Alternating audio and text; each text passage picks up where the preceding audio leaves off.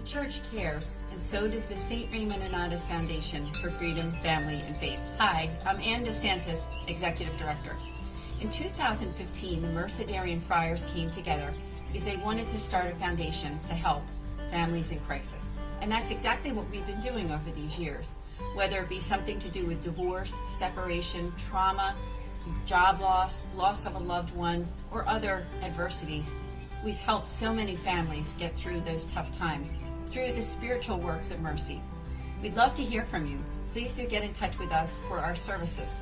They are prayer, priestly consultation, podcasts and videos, and programs and events. We look forward to hearing from you. Just go to nonotus.org and get in touch with me. I look forward to hearing from you. God bless.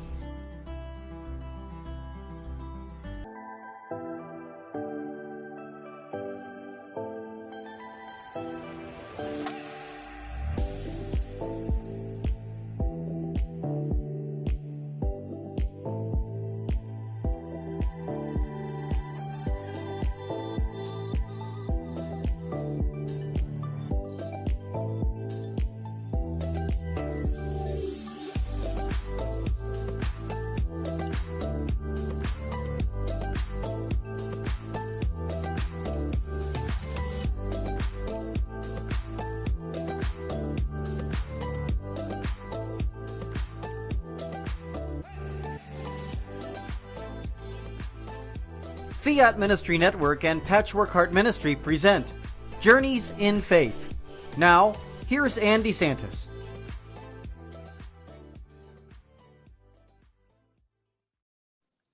Good evening. Welcome to a brand new season of Journeys in Faith with Anne DeSantis on Fiat Ministry Network. It's great to be back. Happy fall to everyone. And I have a wonderful guest for you for our very first show of the season. I have Matthew Pinto. He's a husband, a father, and he is the founder of Ascension Press and also the new Genesis group, the Catholic Incubator. Matt, thanks so much for joining us on Journeys in Faith. And it's good to hear your voice, and it's good to see your face on this this different medium here. That's right. That's right. We have so much to talk about. Let's just start out with you. You're a husband, a father. I know that you just shared with me that you're also going to be a grandfather. That's yes, such a for big deal. the first time. Yeah. Talk about that. Yeah, my oldest son met a lovely girl, great family from down in Ave Maria University, and they got married in January. So, a little bit less than a year ago. And she comes from a large family. He comes from a large family. They were eager to kind of jump into that world. And so in a few months, we will be grandparents. Well, we're already grandparents, but the child will be with us. So our first grandchild will enter this world in just a few months. We're excited. Awesome. Awesome. And as I mentioned at the beginning, that you are the founder of Ascension Press, and so many people are familiar with Ascension. Let's talk about that. I mean, what Ascension Press and Ascension Presents has done over the years is just incredible. What was that like for you leading that group? Well, it was extraordinary. I mean, really, if I didn't do anything else for the rest of my life, the personal satisfaction, not from God's point of view, but from my point of view, the personal satisfaction, it would be enough. But I still feel young, at least young in heart. And so there's a lot of other things coming, and which I'd love to share about. But Ascension was extraordinary. It was a blessing, and it was a blessing to many, many dozens of persons who were joining us. It's now being led by my former COO, Jonathan Strait, and the company's in excellent hands with Jonathan and a wider team of people. So good things are coming there. You can expect every year Ascension's going to be doing great things. So it was a great, great experience. How does one begin to put words on 23 years of apostolic, dynamic, fun, exciting, tiring, as all ministry can be, work? But it was a blessing in my life. It was a blessing in your life, mine, and so many other people. And I'm sure a lot of people who are watching this program. And I just encourage everybody, continue to subscribe to Ascension Press, Ascension Presents, for all of the great work that they're doing, for wonderful Catholic content, both in print media and also obviously in those wonderful videos that we're all very familiar with. And so here's my question of the day for you, Matt, and I'm referring to the Catholic cryptoconference.com website. My question is, what should Catholics make of cryptocurrency, blockchain, and Web 3.0? That's right from your website. And I'm so glad that I got a phone call from you. I guess it was maybe 6 weeks ago or so, telling me about what you're doing now and about this wonderful conference that I personally am very excited to attend. Well, great. Just by way of a little bit of background. So in discerning the next phase of my life, because again, I feel young at heart, and really there is no real retirement for those of us who love the Lord, and you look at the world and see all that needs to be done. So the next phase of my life, in context, is an entity called the Genesis Group, and you can see the logo there on the screen. The Genesis Group is a Catholic incubator. We might move into kind of venture capital, but not like the secular world does, really helping Catholic ministries that are either already existing, accelerate their work, or Catholic entities that don't exist, incubate their work. So, through a combination of helping with business plans and looking at plans in general for profits or nonprofits to help Catholic ministries. And I've set a personal goal that in the next 10 years, I and the team of people with me, we want to start 20 new Catholic ministries and businesses. And 2 a year we think is very doable. And frankly, if we bring in the whole kind of Shark Tank, we call it dolphin tank approach, well, then many other ideas can come to us and we might be able to give them seed funding. So 20 is just the entities that we want to start. Well, one of those endeavors is an idea that I conceived of. In fact, I'm going to switch a screen for you there. This Catholic crypto conference. And before people kind of shut down in hearing that word crypto, because it's in the news at times and people are combination curious, combination a little scared, skeptical. I get it. I've been through all those emotions. I want to share just a quick analogy or a comparison that I think will maybe help people see what we're talking about. First off, the word crypto, in the way that I'm using it and the way that many use it, is in the broad sense of the word. It's not just cryptocurrency like Bitcoin and Ethereum and others. Crypto is the broad word for blockchain, Web 3.0, the metaverse, which is scaring some people, NFTs, non-fungible tokens, something called smart contracts, something called decentralized finance. And what I and many people believe is it's very possible we are looking at a tech wave on par with the size of the internet itself that came to us in the early to mid to late 1990s. So with the broader definition of crypto, meaning not just cryptocurrencies and the 16 or 17 or 18,000 tokens that make up these currencies, of which 95% will fail, we're talking about blockchain, this new technology that really hit the world about 20 years ago, but really 10 years ago in earnest. And so that I wanted to first establish that. And the analogy, and I'll make this point quickly, is if you and I, Anne, were talking in 1995, and I were to say to you, you or Bishop Smith or Bishop Johnson or Father Jones, Bishop Johnson, there's something called email. There's something called the internet. It's also called the World Wide Web. And I know that sounds a little scary, World Wide Web going to capture us all. But many people in New York, the financial capital, and in Silicon Valley, the tech capital, believe that this internet thing is really going to be big. It's going to touch maybe most areas of our life. Well, the church, Anne, substantially missed that wave. We were 5 to 8 to 10 years behind the secular world. With the advent of blockchain and cryptocurrency, I'm positing that we should do a conference now so we're not 5 to 8 to 10 years behind with this new technology. Yeah, I remember you said these exact words pretty much when you talked to me on the phone and you explained everything. And I thought, oh, wow, this is big. And admittedly, I've had invitations on my website for Bitcoin and different things. And, Matt, I just didn't know too much about it to really delve in. So to me, it's coming at a perfect time when I think most people have heard of Bitcoin. And as you said, there might be somewhat of a negative connotation there, but it's a little bit different when you look at in a broad sense, of what you're doing with this Catholic crypto and the conference that's coming up. And I mentioned to everybody that it's November 17th and 18th in Valley Forge, Pennsylvania. And to make sure that as you're watching this program, take out your phone or your laptop and you want to look up CatholicCryptoConference.com and register. And tell us, I mean, we're going to talk more about this after the break, but is there anything else that you wanted to share just about your thoughts about how this all got started and where you see it going? Yeah. The second one's a big question. So how it got started is I got involved maybe 4 or 5 years ago, but I had a day job. Ascension was glorious, but it was all consuming. And so I just had my assistant purchase Bitcoin and Ethereum and begin to dabble around. But it wasn't until I stepped down from Ascension about 1.5 years ago that I just had a little bit more time to begin to look at the world and reflect and start to extrapolate about where things are going. And the whole crypto thing was in the news. And so I, like tens and tens of millions of people, have gone, down the rabbit hole, as they say, and our minds are getting blown as to what this could mean. First off, I want to put you at ease and anyone who's watching.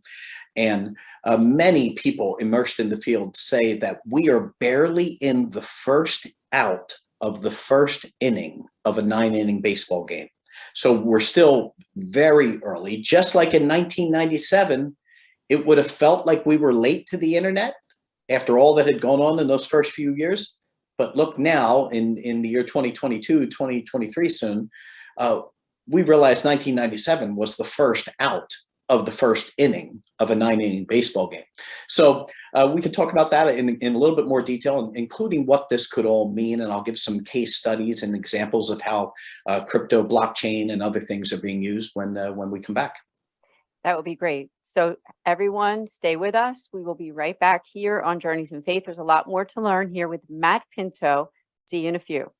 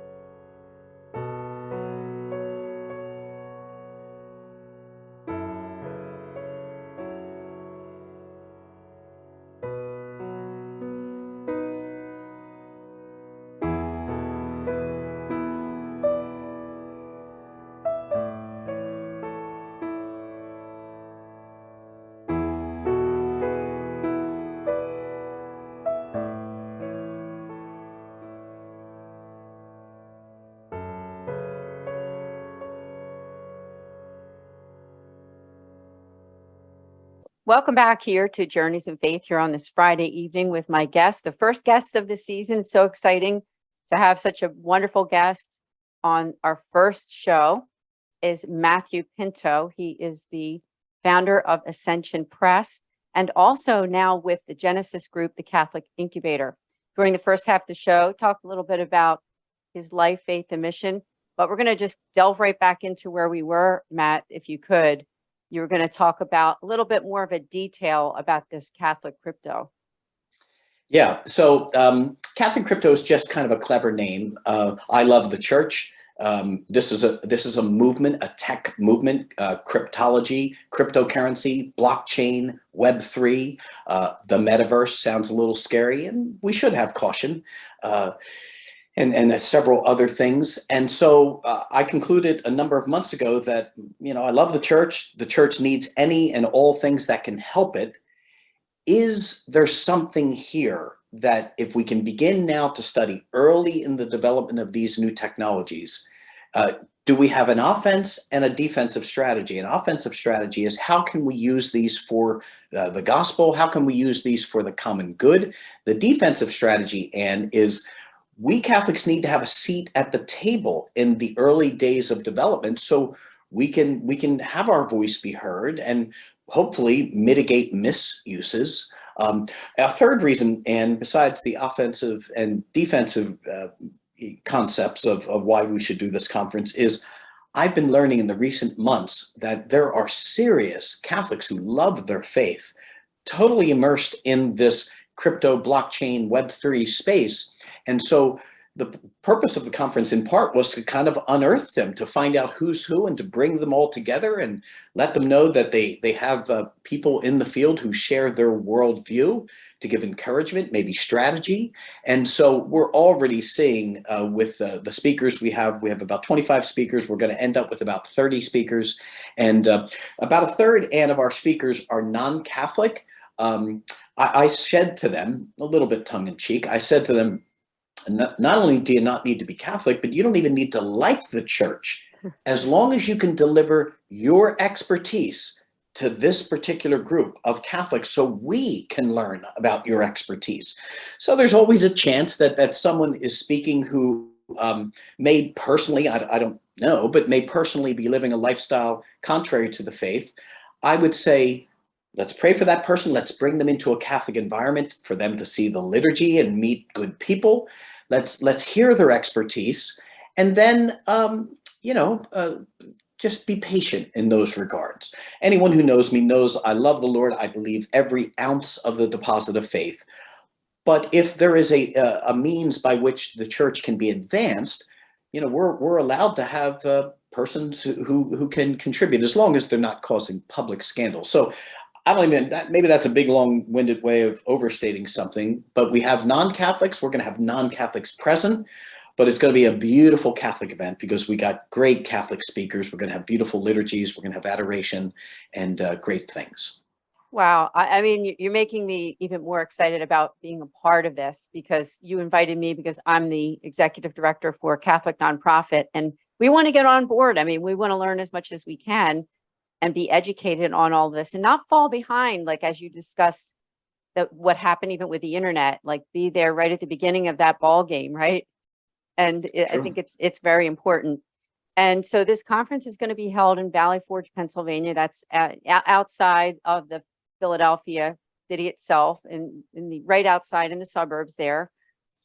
So please do consider joining us. Matt, talk more about the conference itself. Now, I know it's November 17th and 18th, so it's 2 days. You talked a little bit about the fact that there's going to be a Catholic component to it, obviously, the prayer, the Mass, and then the speakers. And we can learn from those speakers that might not be Catholic, right? Because no doubt. Yeah. And I think it's a good invitation for you, because we're all part of the human family, aren't we? We are. And remember, well, we're asking the non-Catholic speakers to come in to speak about decentralized finance or the metaverse or NFTs. So they're giving us their expertise in their discipline. And if they're top of the game in that world, I want them at the conference, outside of someone being known publicly for a scandal that would absolutely confuse the faithful, but that would have to be a prominent person, most likely. So one thing that we're going to do, and that I'm really pleased about, first off, we have 5 different tracks that have a multiplicity of speakers over 2 days. So we're going to have a track specifically for new to crypto. It's going to be an intro to blockchain, an intro to cryptocurrency, an intro to Web 3.0, an intro to the metaverse, an intro to NFTs, real introductory, how to protect yourself from some of the nefarious things, people, hijacking your email. And so we're going to have questions like that as well we're going to address. But then we're going to have panels and interesting things as well. But Anne, 3/4 of the way through the conference, I wanted to make this a conference that it wasn't just we in the audience receiving information and we get all excited and that's interesting and good, and often nothing is done with it. So what we're doing 3/4 of the way through the conference is we're stopping all talks. We're going to break up the audience, as many as would desire to, into 5 different strategy sessions where each of them will be given one question that they're particularly interested in, such as how can the church use blockchain? They've already learned about it. Now we want to come up with as many ideas as possible in each of these 5 questions for the purpose of creating a white paper that within 2 months of the conference we can distribute for free as a gift to the church, that here are these new disciplines. Here are what experts and, curious new persons to the field are inquiring might be able to be done with these technologies. So it's going to be very practical, very quick, and we think it's going to be a gift to the church. Well, I like the way that you're incorporating doing, because my original degree was in teaching, and you can't help but see the fact that you're putting that into tactical sort of real life, not just, jotting things down or memorizing facts, but doing. And that's where people learn, isn't it? When they actually do, they communicate with other people, they brainstorm, and that's where things really happen. So I just think that's great, the way that you're going about this and organizing the conference itself. Somebody's watching this and they're thinking, is this conference for me? Is it really for anybody, Matt? Or is it mostly for people that are in business and working? Or can it be for those, like maybe that stay-at-home parent too? Or would you say that it's more for people who are either working in the church or, doing something in business? Sure. So the short answer is it's absolutely for everyone, in the similar manner that that the telephone was for everyone and the internet was for everyone. Now, that being said, and this first year I wanted to walk before we ran, so I limited attendance to 400, a little bit less than 400, 385, just because, again, we're taking risk here in putting on the conference. It's no small task. Again, when you have 30 speakers coming into town with all the lodging and the travel and the rental space, it's quite substantial. So all things being equal, I would prefer most of those 385 plus people to be in ministry, because we would like ministries like your own to understand these technologies, so so the conference can be leaven for you. It can, that old adage is not giving a fish, but teaching someone how to fish, because then you can go off and do this on your own. But it is for everyone. And the reason being is most people at some point are concerned about their own family finances. And this is a real advancement in finance. It's a real advancement in technology. And it's coming. It's coming. All of these technologies are coming. So at a minimum, getting an introductory understanding of these disciplines is not only going to be a fun intellectual exercise, but it's going to be practical. At a minimum, you can talk to your children about these new things, and they'll think you're hip and with it. But really, to me, if I had just one demographic, that had to be there, it would be Catholic dioceses, parishes, and ministries. But we're welcoming all who would have interest, because this is going to affect us all. The level it will is another question, but it's come. It's already here, and it's coming, and we're in the very, very beginning stages. You're mentioning dioceses and archdioceses, so maybe we should just make a shout out to those people who work at dioceses and archdioceses, archbishops, bishops, all the staff. I mean, obviously, you are trying to make that outreach, and really, we want to make that outreach to the greater Philadelphia area, obviously, right? Don't we? And also to all those surrounding dioceses, but also outside, right? Outside, people that are flying in from other dioceses and archdioceses. Talk about that. Yeah, in fact, in just a few days, in fact, prior to this call, I was doing a little editing of something. So all 389, I forget the exact number, but it's somewhere in that range, bishops, within about a week and a half, will receive a personalized invitation to the conference. And often they can't do these things, but some will. We already have one bishop who's already registered. So we want to get it out to them, because in our hierarchical church, granted it's a ground up church, but also a top down church, when the bishop says something in his diocese, the diocese often responds, or at least the staff do. So we're hoping that that outreach, and again, in a matter of less than 2 weeks, almost every bishop in the country will have this invitation with some beautiful collateral and marketing material. And there is this reality, though, anytime there's a new idea, the internet itself, I'm not sure if you've ever seen that Jane Pauley Bryant Gumbel YouTube video. It's really interesting to watch. Just go on YouTube and type in Jane Pauley email. And it's like 1994, and they're curious about look at that @ symbol and www. It's really funny seeing it now. This first entry into this new world. Why I bring this up is to make the point that there's cognitive dissonance. The brain doesn't comprehend what you're saying when new technologies hit us. So although the mailing should be done to the bishops, and we are doing it, there'll be curiosity like, okay, what is this and what's this all about? But most people have heard of the words blockchain and Bitcoin and maybe Ethereum and the metaverse. In fact, Facebook changed their name to Meta as the corporate organization. And you don't do that easily unless you think something big is coming. Can you imagine McDonald's changing their name? Well, Facebook changed their corporate name to Meta. And we should be nervous about it, but just because something can be used for evil doesn't mean that it can't be used for good. In fact, if it's being used for evil, we need to insert good into it. I like that thinking, because there is good that can be extracted from it as we move forward into the future. I mean, I think of churches that are still really doing things by money and check and not doing as much online. Now, a lot of the churches are starting to do a lot more online giving, but wouldn't that be changed, right? I mean, that would be a whole different ball game and would make things, I think, in the end, over time, a lot easier too, wouldn't it?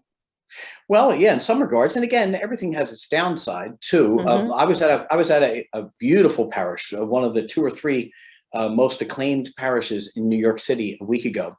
And I was giving a little talk, and I wanted some private time beforehand. And so I went to sit in one of the pews in front of the Blessed Sacrament. And, every pew had like 6 little Venmo barcodes. Now, in one regard, they might be seen as crass, but in another regard, it was totally helpful to the parish and the people in the pews. You literally needed to just hold your phone up to that barcode. The church would come up, you could type in $5 or $50, hit one button, and it's done. And so the technologies that are coming through blockchain are even more extraordinary. They're that and more. Obviously, though, with any new industry, it's still bumping and bruising. And I do want to make a disclaimer that you hear me now. I'm putting on a Catholic crypto conference. Our key line on our website says, "Let the conversation begin." In other words, I'm not taking a definitive position here. Now, if it looks like a duck and walks like a duck, it's probably a duck. With all the movement happening with corporate America, Wall Street, venture capital pouring into this industry, A. B, the industry already developing use cases that are being used now and it's working, combined with some of the principles or some of the promises that some of this industry is making, it is worthy of a Catholic discussion. That's where I am in this process. I think it's going to be sizable and big. Certain things are going to collapse within it, but the industry itself is not only here to stay, but it is probably a freight train that's coming.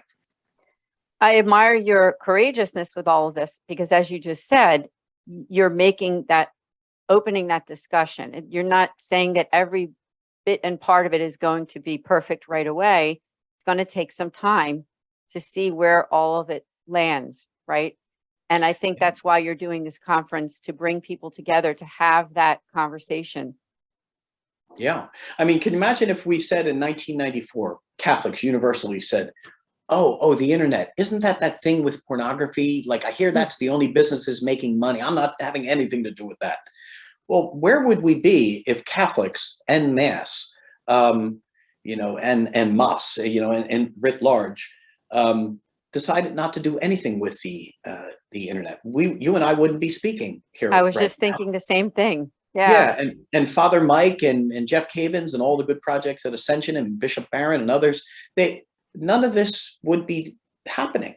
So I would humbly say, let's slow down, let's take a breath, and let's begin to use the God-given minds that we've been given to see where we can steward this new technology in the direction of the good, the true, and the beautiful. Amen. Amen. Now, unfortunately, we're almost out of time. So I wanted to give you a chance to say anything else that you want to say about the conference. I'll say that website one more time for our audience. It's CatholicCryptoConference.com to sign up. So Matt, whatever you want to share. Sure, thanks, Anne. You can learn about the entity that is behind it, the Genesis Group, through a pretty easy to remember URL, web address, CatholicCreation.com, because Genesis is about creating Catholic initiatives, Catholic creation. Think of Genesis, the touching of the finger, God creation. And then you can, through some buttons on that site, you'll see how to get to the Catholic Crypto Conference as well. But I would simply say, and it's not an adage that I throw away lightly, I believe this next statement. Who's ever listening, if you wouldn't mind saying one prayer for us, maybe even right now, maybe as soon as the video ends, to say one Our Father, one Hail Mary, for the success of the conference.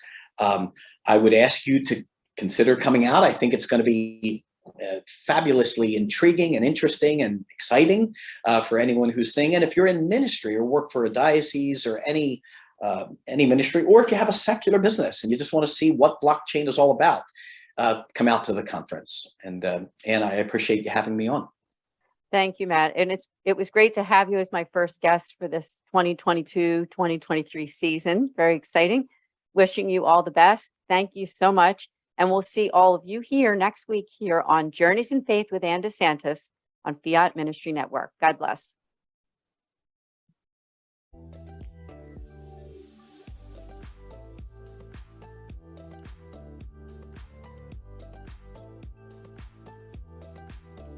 Journeys of Faith is a production of Fiat Ministry Network and Patchwork Heart Ministry.